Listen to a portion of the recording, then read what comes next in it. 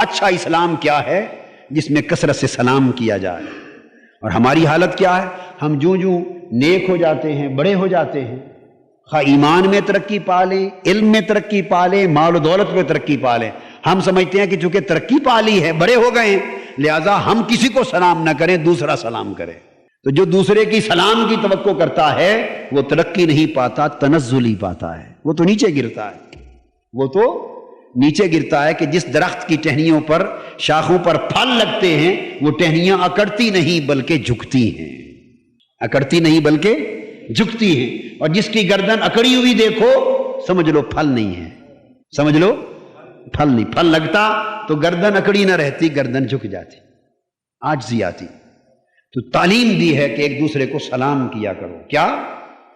اور ہم میں نے ایسے بہت سے مذہبی لوگ دیکھے ہیں، اللہ معاف کرے، بڑے ایسے کہ وہ بیٹھے ہوئے تو خود تو کسی کو سلام کرنا ہی نہیں، منہ کو، ہونٹوں کو بالکل بھیڑ لینا، جیسے سوئی سے ان کو دھاگے سے سی دیا گیا، اور دوسرے کا ہی حق ہے کہ وہ سلام کرے، چونکہ یہ تو بزرگ لوگ ہیں، دوسرے کا حق ہے سلام کرے۔ اور جب اس نے سلام کر دیا تو اس کا جواب بھی بڑے روکھے طریقے سے معمولی سا دینا، یہ بھی بڑا احسان ہے کہ جواب دے دیا۔ اور مصافحہ میں نے آنکھوں سے دیکھا ہے کہ کسی کو دو ہاتھ آگے کر کے مصافحہ کرنا، اس کو بھی ہتک سمجھتے ہیں، بھئی یوں ہی دو انگلی، ہاتھ بھی آج کل ہاتھ بھی کرنا گوارا نہیں ہوتا، یہ آگے جو انگلیوں کے دو چار پورے ہیں وہ اشارہ کر دیا، تھوڑا سا مس ہو گیا، یہ بھی بڑی بات ہے۔ بھئی تمہارے ہاتھ تو لگ گئے ہیں نا ہماری انگلیوں کے ساتھ، یہ بھی بڑا کرم ہے ہمارا، یہ بھی تھوڑا احسان ہے تمہارے اوپر۔ یہ حالت ہو گئی۔ انا للہ و انا الیہ راجعون۔ تو نوجوان نسل کس طرح راغب ہو دین کی طرف؟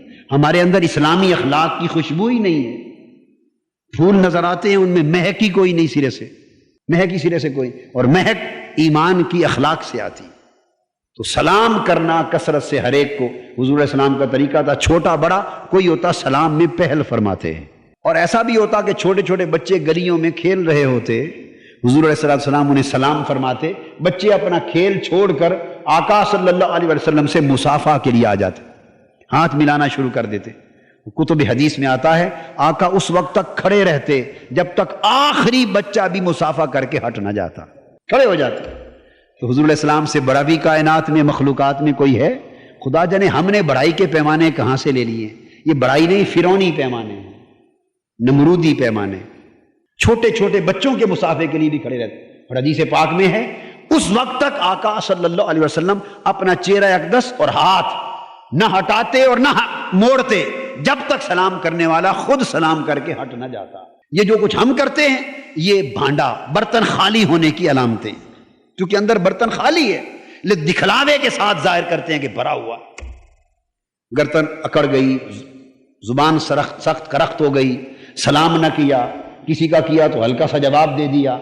علم ایک کیاری ہے، علم ایک کیاری ہے جس میں بیج وغیرہ سب کچھ ڈال دیا جاتا ہے، ہل چلایا، بیج ڈالا، سارا کچھ بنا دیا گیا، مگر جب تک اسے پانی نہ ملے وہ کیاری عمر بھر روکھی سوکھی ہی رہتی ہے، اس کی کونپلیں نہیں نکلتی، نہ وہ ہری بھری ہوتی ہے۔ تو علم کی کیاری کا پانی عمل صالح ہے، اخلاق صالح ہے، عمل صالح۔